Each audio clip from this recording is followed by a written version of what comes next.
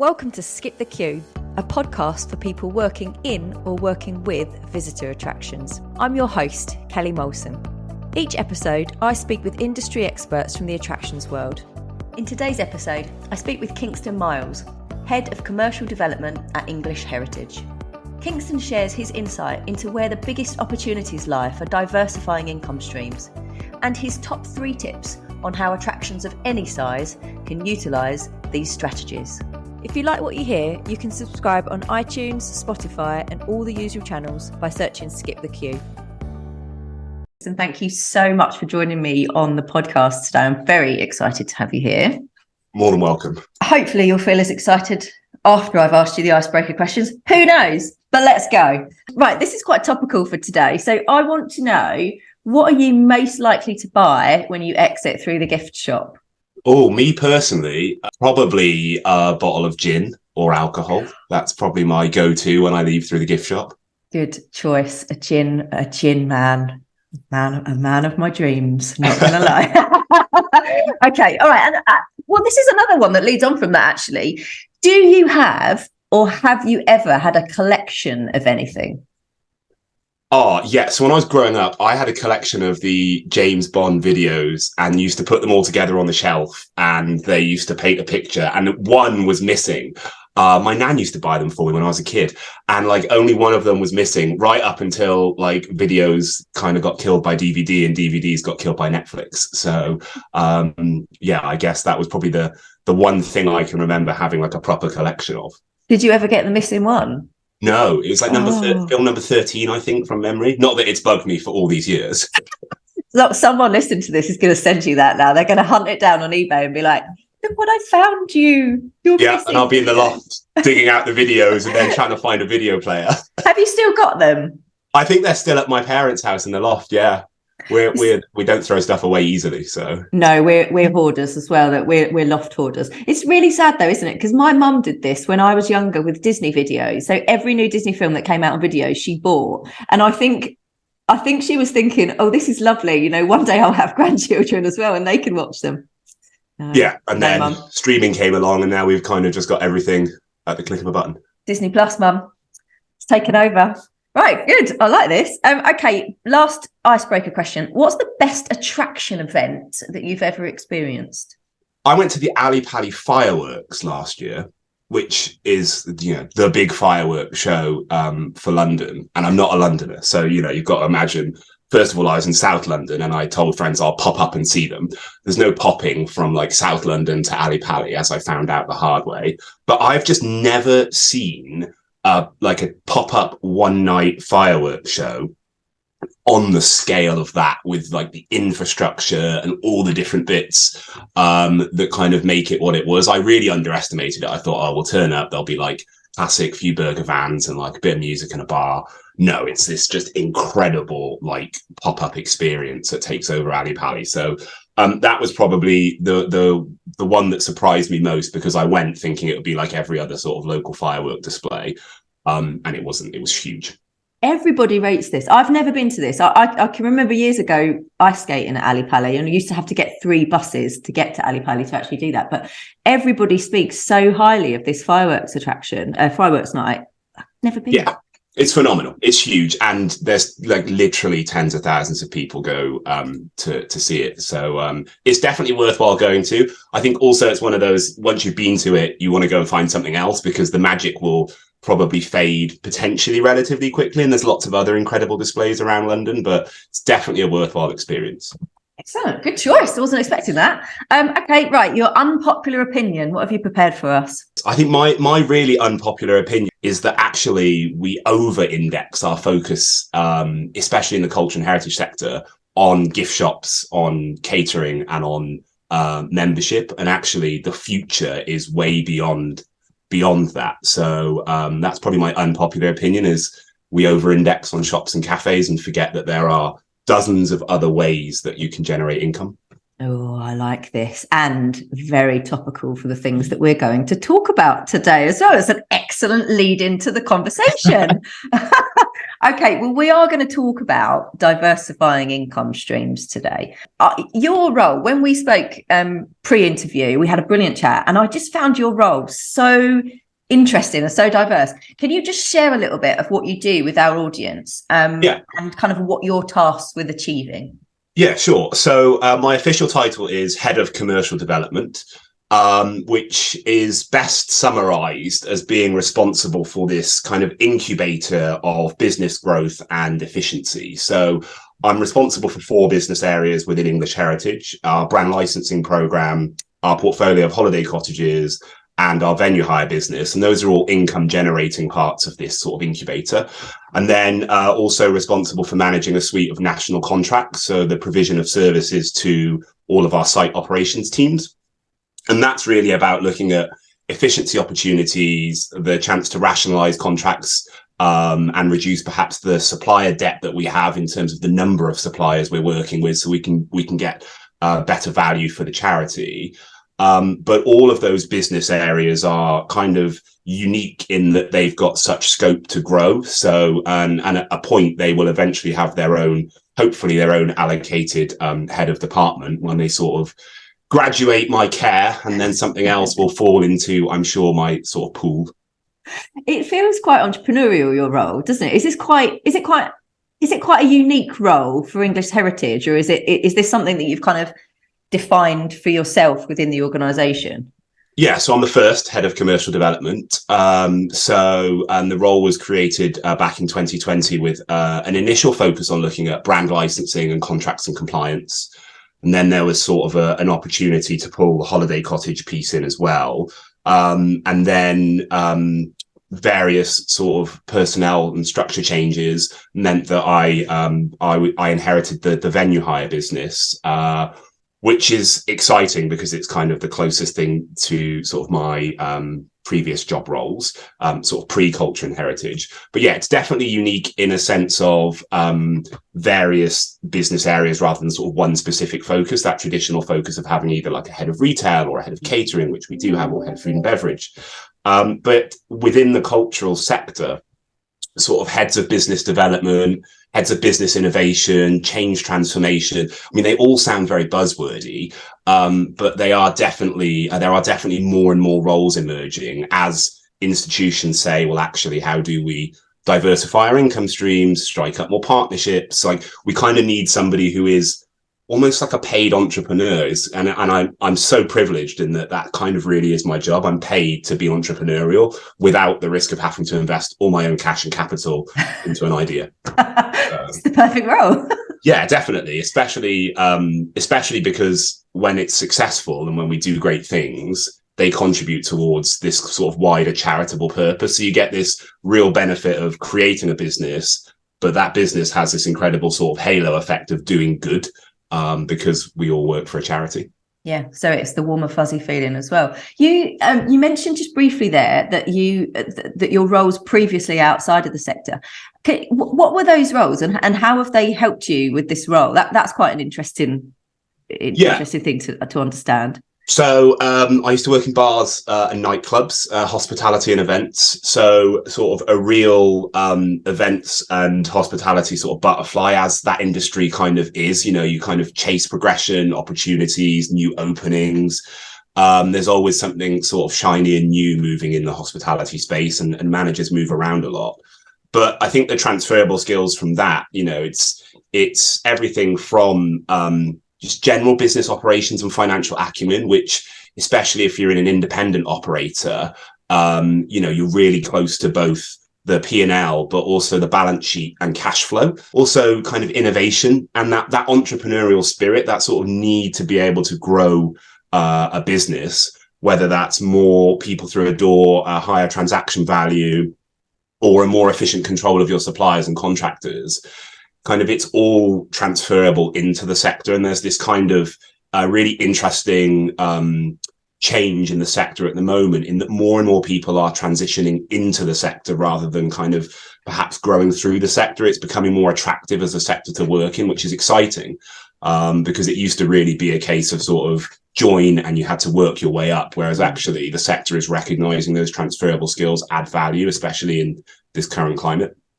Yeah, I like that take on it, actually, because we have a lot of guests that come on that work within the attraction sector that would start at quite a low level entry point and then work their way up. So you're probably the first guest that's come in from a completely different perspective. You know, it hasn't been your be all and end all. You haven't like had this huge desire to work in it from the minute that you came out of school.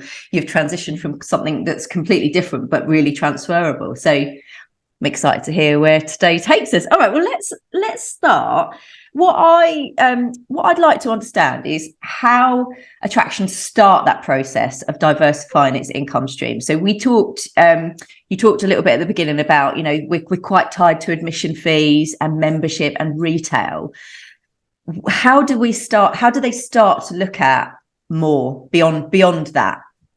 Yeah, I think part of it is taking stock of what you have. You know, if you've got big open green spaces, then great, you could focus on large third-party events, working with production companies and clients and promoters. You know, if you've got this really interesting design-led collection, or if you've got a really interesting story to tell, then perhaps it's more around sort of brand licensing and leveraging the intellectual property. I guess step one is asking, you know, what do I have beyond my shop, beyond my cafe, beyond admissions? What product could I create? And what product is going to be the easiest to create is probably the best place to start, because I speak to a lot of colleagues within the sector, or a lot of sort of commercial managers within heritage and culture institutions that are like, right, well, we want to do everything that your job does. And I'm like, well, if you don't have a portfolio of properties that could be, you know, transformed into high quality lets or accommodation, you're never going to have a holiday business. So don't try and squeeze glamping into this really small corner of your estate. Focus on something else. So yeah, I guess it's taking stock is key. That's a really good advice, isn't it? And look at what, I guess it's look at what you already have and making the most of it, which is a message that is quite key at the moment, where we're seeing budgets being cut, marketing departments all over. You know, you don't have to necessarily start from scratch. It's just about making the most of what you already have and developing that into something that you've already got quite a captive audience for. Yes, definitely, 100%. Great. Okay, so what are the areas that look quite exciting at the moment? If we're an attraction, like where can you see some of the biggest opportunities? Yeah, I mean, so filming location hire, you know, we've seen this huge boom in domestic filming location hire, domestic film shoots, domestic productions, regional screen tourism offices are popping up.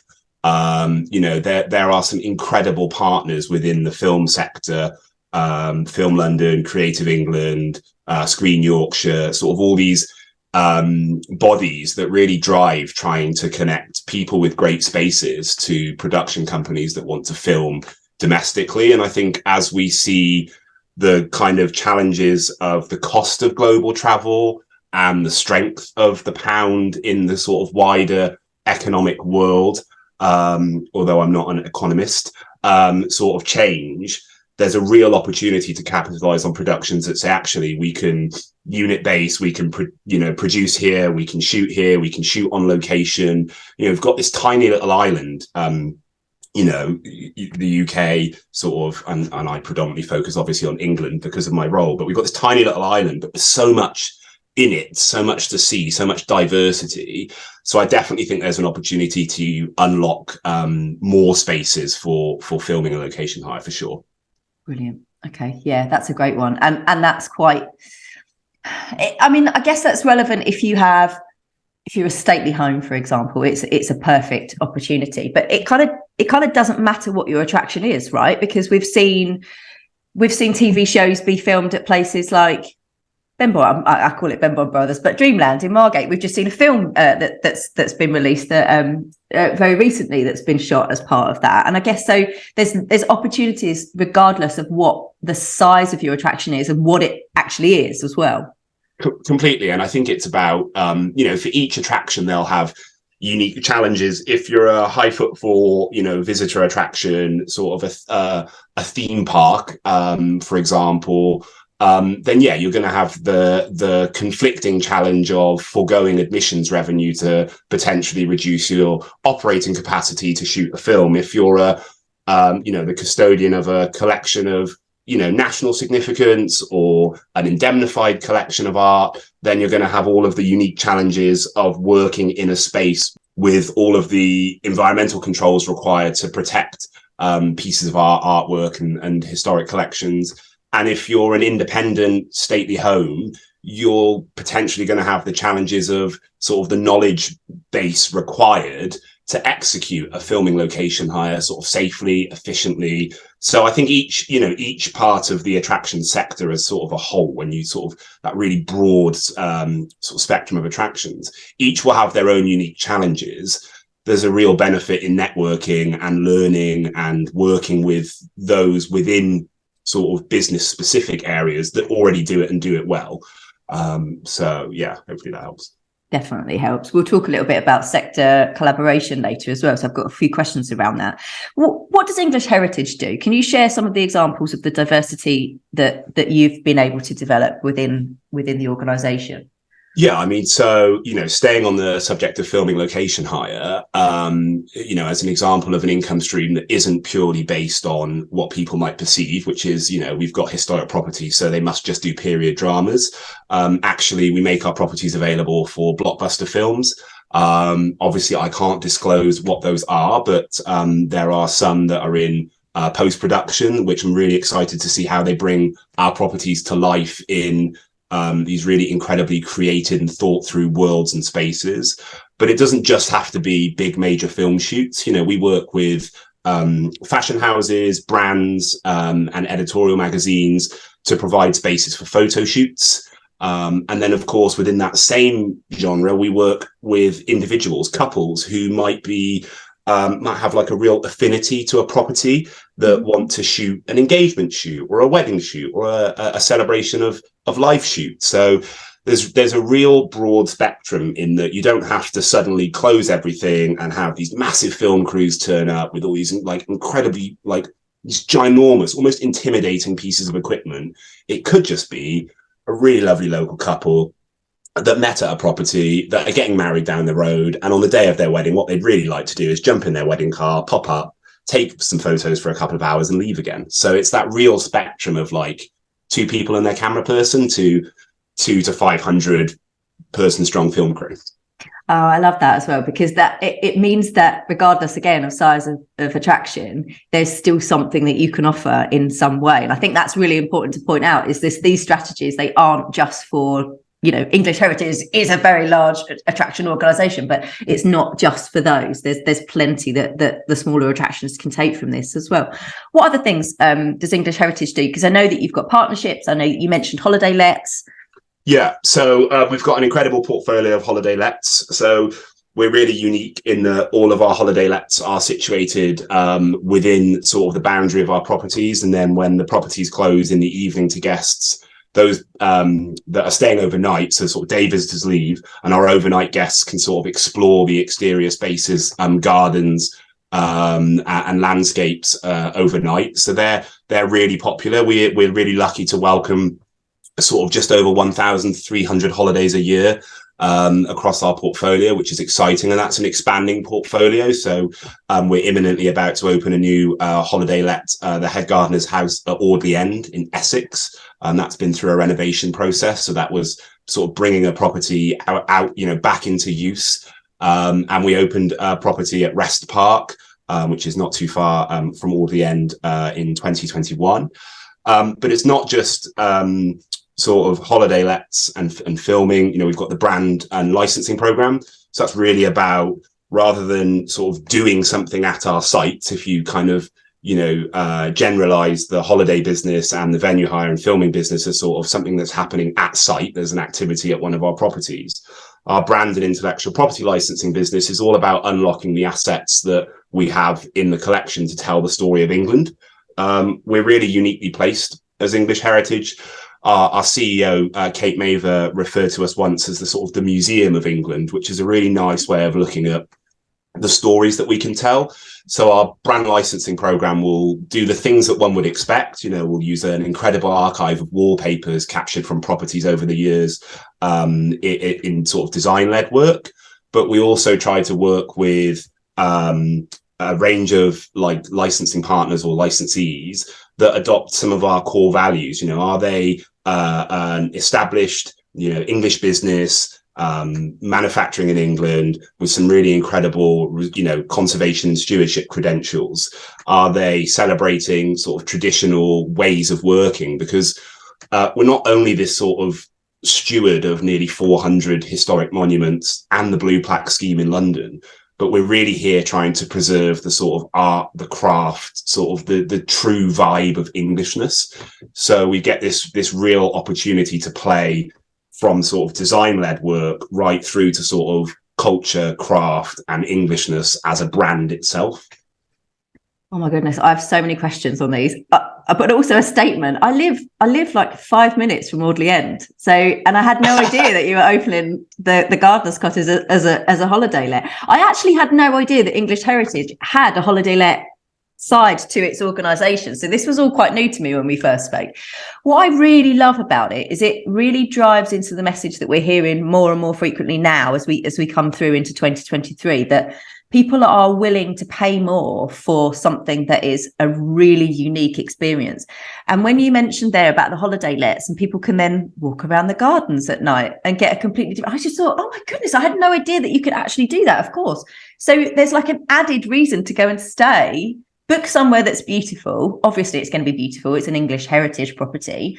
But you have this unique opportunity to explore the place that you're in when nobody else is there at a time that you would never, ever be able to be in it. And I just think that's amazing. Yeah, they're phenomenal. And we've been really lucky. We've worked really hard, tirelessly, to drive up the quality of our offer. So we started a refurbishment program of our holiday estate towards the end of 2020, 2021. We're sort of now at phase 3 of what will probably be 5 phases of bringing all of those holiday lets up to standard. So they've all, at the moment, we've got a suite that are being refurbished as we speak. When the head gardener's house opens at Audley End, that will be sort of kitted out with, the kitchen is beautiful, but so is the interior. And it's not just a case of, well, actually, if we just thrown a load of stuff in there. We work really closely with the business that won the tender for the refurbishment. So we're working with John Lewis on that property, and we work with their interior designers. And we're trying to create, and I know we'll touch on it later, but we're trying to create these experiences where actually, if you really enjoy being in one of our holiday cottages, you can go away and you can buy pretty much anything you see inside. And as much as is possible as the licensing program evolves, those products will be English heritage products. So, you'll be sat below a wallpaper that's inspired by a clipping from a collections archive down the road that actually was in a building on. So we have like this incredible piece of wallpaper from Great Ormond Street. So the same road as the famous hospital. That's used on product, and you'll be able to go and buy that, but you also might be able to buy it on a cushion or on home furnishings or on a bedspread. But you get to experience the quality of it first, and then you've really got this sort of continued storytelling. Like, guests don't just leave because they've checked out; they kind of take a little bit of us with them, which is the aspiration. And I think it's like the Premier Inn did this years ago. They had this whole campaign where you could buy the Hypnos bed that you slept on in a Premier Inn, and it was they were one of the first brands to sort of say, all we are is a Premier Inn, right? But if you had a great night's sleep, have this great night's sleep at home, because you can buy the same bed that we have. So yeah, it's just kind of trying to perfect that wheel, if you like. You described it as experiential shopping, which I think is a great term. And I love how many facets are woven into this, in that you're celebrating artifacts, artwork, craft that has come from, all these incredible places, and you're allowing people to now stay in a beautiful holiday cottage, purchase part of that experience to take home with them. If that's not diversifying income streams, I don't know what describes it any better, to be honest. Yeah, and I mean, as a charity, we're on this incredible mission to be financially self-sufficient. So, we're an independent charity from 2015. So. And then this financial year is the last year that we received sort of government tapering relief. So we're really out there to become much loved, to connect with our members, our visitors, and our audience. And what better way to do that than not only offer them a great day out, because that's like a core part of what we do. Offer them a great day out that really tells the story of England, offer them this opportunity for a great stay out that tells the story of England, and then an opportunity to sort of take a piece of that experience home with them, or to go and shop for that experience, because we'll never be able to put a 3-piece sofa or a kitchen, in one of our retail spaces. They're gift shops. They're exit through the gift shops. They're incredibly well run by my colleagues in our retail team. So how can we do that? How can we showcase those other products? Well, through our holiday lets, et cetera, et cetera. Yeah, it's brilliant. If I can ask you a little bit about partnerships, I just think that this is so relevant to this part of the conversation. But what I'd love to understand is how you define what a good partnership looks like. Like, how do you choose the products, and how do you choose the organisations that you do partners with? Yeah, I guess the first thing to say is, and I can touch specifically on products because we have a real robust roadmap for how we choose who we're going to work with when it comes to sort of licensees and partners to create product with in that aspect. But broader than that, sort of partnerships for us touch on, especially for me, on all of our business areas. So, we've just closed a 30-night Christmas light trail at Kenwood in Northwest London, which we run in partnership with Kilimanjaro Live, Christmas at Kenwood. And we are hosting again Gardeners World Autumn Fair at Audley End in Essex. That'll be there for the second year this year. And we run that in partnership with the team behind Autumn Fair. I guess I bring those up because it really symbolizes how partnerships work best for us, which is that there's an equal contribution where both parties are adding value. It could be really, really easy to mistake working with a charity or working with an attraction as potentially very one-sided. We need, they have, or they have and we need. But actually it's not. We've got this real opportunity to grow combined audiences, add combined and shared value, and celebrate sort of everything that stands true in both camps, from a value perspective. With products, it's a slightly more robust roadmap because we are manufacturing something, we're creating something that's going to carry our trademark, our logo. So we have 5 core values that I apply to our licensing business. So we look for products of quality. We look for products which carry, hallmarks of authenticity. Are they telling a story accurately? Because we are the storytellers of England. It has to be right. Are they responsibly sourced? Is the organisation a responsible organisation? Is it fun?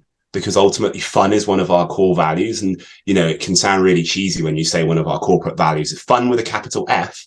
But no, we are fun. We're ultimately a day out for lots of people, for nearly sort of pre-pandemic 10 million visitors a year, and our 1.2 million members. And then with products, we look at sort of, is there something imaginative here? Are we doing something different? Are we going to tell a really cool story of England in a way that people might not expect? Or is English heritage as a brand going to appear somewhere that you might not expect, but are sort of surprised and delighted by?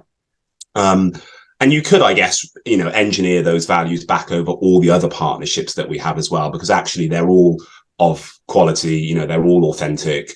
Everyone that we work with is respectful and responsible. And lots of the stuff that we do, especially the events, are really fun and imaginative. So, I'm going to go away and add that into my own strategy now.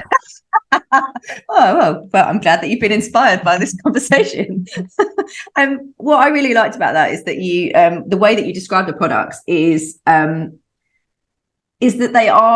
they're very unique to your values and very unique to your organisations, and that's what people are looking for, isn't it? They don't just want another cushion with something on it. They don't just want another thing that they can buy. They want something that they can only get when they visit your organisation. They can only get it if they go to Audley End. They can only get it if they go to wherever else they go to. That's what's really important to people at the moment, that uniqueness. Completely. And I think one of the cool things about our brand licensing program is that we are loosely making products. We make the products available on site as much as we can and off site with retail partners.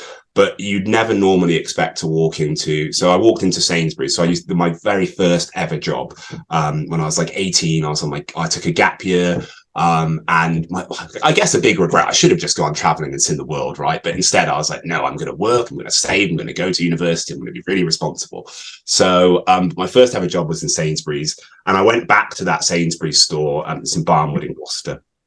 And I walked into the beers, wines and spirits aisle. Shock. People are going to get a real perception of me here. But and they're hanging there on a clip strip. I mean, I knew they were going to be there.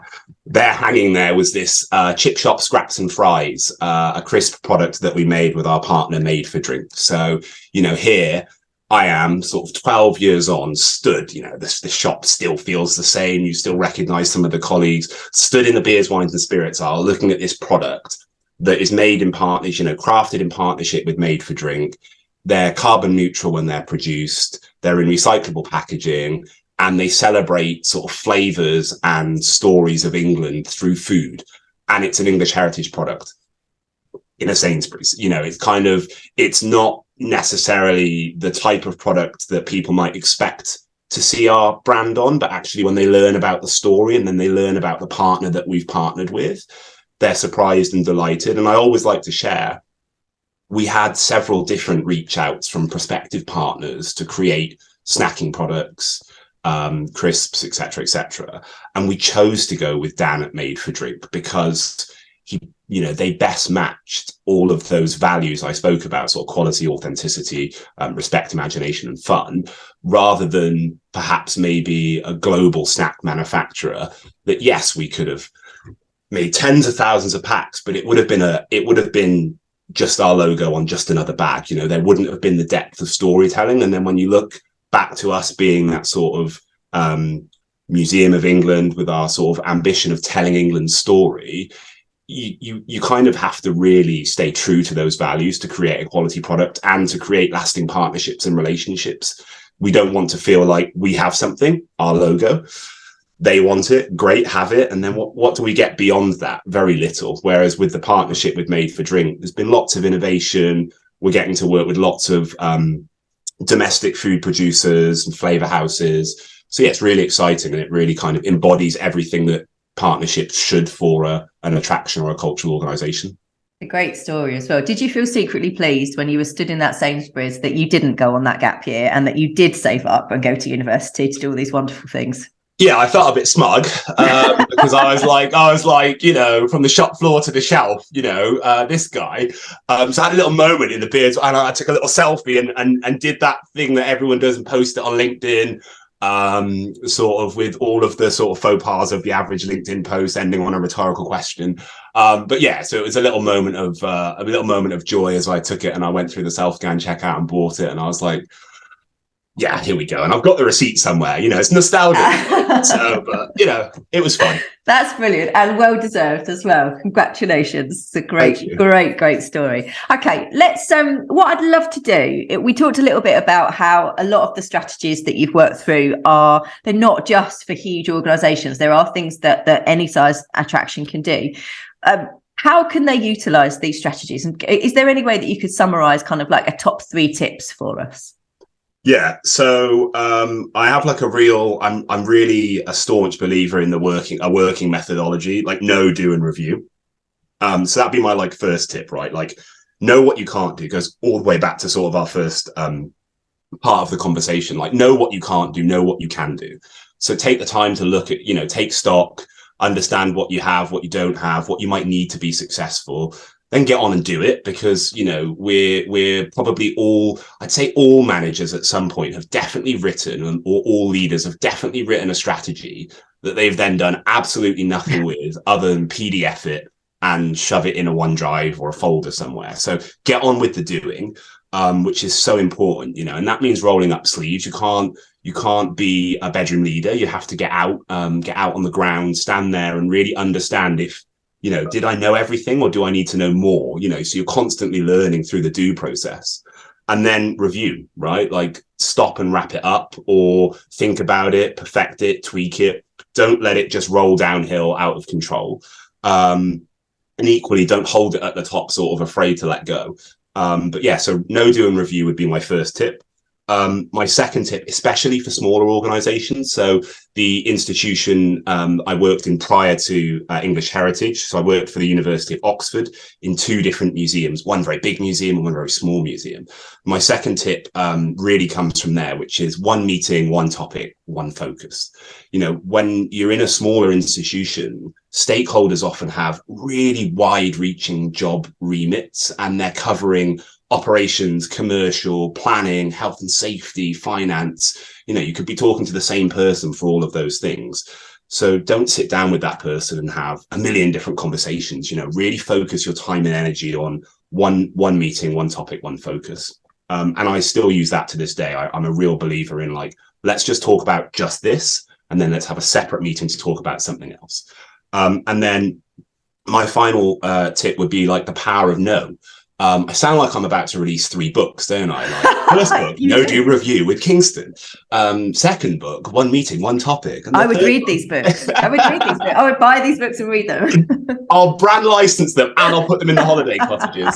But yeah, the power of no, right? Like, it's okay to say no to things. Like, if in the no process, you know, when you're doing all the research and all the groundwork, it's just, does it not feel right? Do the numbers not stack up? Like, we have human instinct, and we've almost been programmed out of that. Like, there's lots of different analogies people run down and different avenues. You know, is it because actually we've got this hustle culture and we have to give everything a go? No, you don't. You don't have to give everything a go. If your expertise and skills and knowledge are telling you this is not going to work, then just say no. And that's sometimes a really difficult decision. And I've had lots of conversations with people recently. They're like, I really want to do this, but, and I'm like, well, if that but list is factual and it's going to create a great amount of risk, then don't do it. So yeah, the power of no would be my third top tip. That is a great top tip for life in general, I think, at Kingston. Weirdly, so every year I kind of set a word that I try to use as a guide for my year, and this year's is reflect, because I'm a bit of a people pleaser, so I say yes to many things and then run out of time and then end up not being able to do those things, or just do them as badly, or I do them to a level of degree that I could do better. So learning to say no, I think, is the most powerful tip that you've shared in that process. Yep. And I'm going to remember that. And I've used it, you know, and I'm proud of the fact that I've said no. We've said no to potential partnerships. We've said no to potential events. We've said no to certain activity types at certain types, because when we take stock of everything we're trying to do, there's already so much we say yes to that actually it's okay to say no, because we can do really well over here. This, you know, the sort of the middle area, you know, sometimes the entrepreneurial spirit in you pushes the yes through. But a lot of time that sort of, hold up, wait a minute, actually, no. It is so important, and it saved us from going down. It's in so many of my job roles, it saved me from going down like the rabbit hole of sort of, you convince yourself that then you have to put all your energy and time into something, and actually it doesn't yield the result that time could have yielded if you'd have focused somewhere else. Yeah, it's really, really important advice that everybody should listen to. Thank you. Brilliant tips. Thank you for sharing. You just touched on something there that I'd like to talk about, because you talked about entrepreneurial spirit, and I think there always is that element of wanting to do more and wanting to get stuck into doing exciting things. Where we talked a little bit about sector support at the beginning, and you did mention that this role is quite, it's relatively unique. Where do you go to find your kind of support network for the role that you have? So I'm really lucky in that I'm a trustee for the Association of Cultural Enterprises. So I sit on their board of trustees. I'm also a director of the trading company that we have. And the best way to summarize the association is that it's all about advancing commerce and in like business innovation in the cultural sector. So I appreciate that for sort of the wider attraction sector, sort of culture and heritage is a swim lane sort of in the pool that is attractions. But that's incredible, because all of the organizations that are members, and nearly 400 cultural organizations are members sort of across the country, all of those organizations have got an appetite to do more. So you end up finding that actually this commercial manager in this really small museum somewhere has got this really incredible idea, and we can help them with that. or I can help them with that, or one of my fellow trustees can help them with that, or this massive organization wants to turn to a small organization because they've seen something, incredible. And I always think back to, and I reference like the marketing of this, but there was the Museum of English Rural Life had this like incredible Twitter explosion with some of their content. And suddenly everyone turned to them on sort of, how do we do this? How do we do this? How do you go viral? How has Merle gone viral? Mm-hmm. How can we go viral? And I guess the association is like is the best place to go and find the person likely to be behind something commercially innovative. If you want to see something incredible that's happened at English Heritage, I'll shamelessly promote myself, but I'm probably likely to be able to point you in the direction of the commercial leader responsible for that. And everyone's really up for networking there. It's kind of the backbone of how it works, is that willingness to share and support one another. And I think the culture and heritage sector within the attraction space is really good at that, because we're quite comfortable with, the fact that there's enough success there for everyone. I appreciate that when you've got a competitor potentially down the road, and you're a purely commercial attraction, that's a little bit of a difficult conversation to have in the first instance, but actually it opens up doors, and access to resources, and also access to people's mistakes, right? Like, what have people said no to, or would they have said no to now that you can learn from and say no to yourself? Yeah, again, brilliant advice. And it's so good that there are organisations out there that offer this level of support. What we'll do is everything that we've talked about today, we'll pop links to in the show notes, so you can access information about English Heritage. You can see some of their products, and we'll pop the link to the ACE organisation as well. And if that is useful to any of our listeners, you'll know where to go and find it. Thank you so much for coming on and sharing, Kingston. This has been a brilliant chat. I'm so grateful for you, for your time and for your insight into this. We always like to ask our guests to share a book that they love at the end of the podcast. So what have you prepared for us today? Yeah, so I'm wax lyrical about this book. It's called First Break All the Rules. It's a Gallup study of like what successful managers do differently. So First Break All the Rules is probably one of the most powerful leadership books I've read for a couple of reasons. One, it's backed by this phenomenal global study of businesses, their leaders, their people, their results. So, there are some great books out there, but they're theoretical. They're someone's opinion. This book is, etched in statistical facts. So I quite like that. That pleases the inner nerd in me. And secondly, it really does force you to think differently about, especially if you're a leader of leaders or a leader of a team, really forces you to think slightly differently about how you can get the best out of your best people, how you can recruit for the best people. And it's, at first read, it can read quite controversially because, it's called First Break All the Rules, so you would expect it. But it can read quite controversially. It will force you to really think about, do leaders play favorites, is a really great chapter in that book. And the difference between skills, knowledge, and talent, and coming to terms with the fact that you can teach people skills and knowledge, but their talent, their behaviors, you can do your best to bring out what somebody has, but you can never add to that in the book. So I would definitely recommend, especially leaders of teams and leaders of leaders, to read that book or listen to it. Great book choice. So that has not come up on the podcast in 60 odd episodes. So that is a really good one to go on the list. And as ever, listeners, if you head over to our Twitter account and you retweet this episode announcement with the words, "I want Kingston's book," you'll be in with a chance of winning a copy as well. Amazing. Thank you so much again for coming on. It's been a really interesting chat. I am sure that at some point we'll get to meet each other at Audley End, maybe as well, at one of the next events that you're running there. 100%. We should do like an ad hoc episode live from Audley End. Oh, I'd love that on my doorstep. Okay, let's talk about how we can make that happen. Excellent. Thanks again. You're welcome. Thanks for listening to Skip the Queue. If you've enjoyed this podcast, please leave us a 5-star review. It really helps others find us. And remember to follow us on Twitter for your chance to win the books that have been mentioned. Skip the Queue is brought to you by Rubber Cheese, a digital agency that builds remarkable systems and websites for attractions that helps them increase their visitor numbers.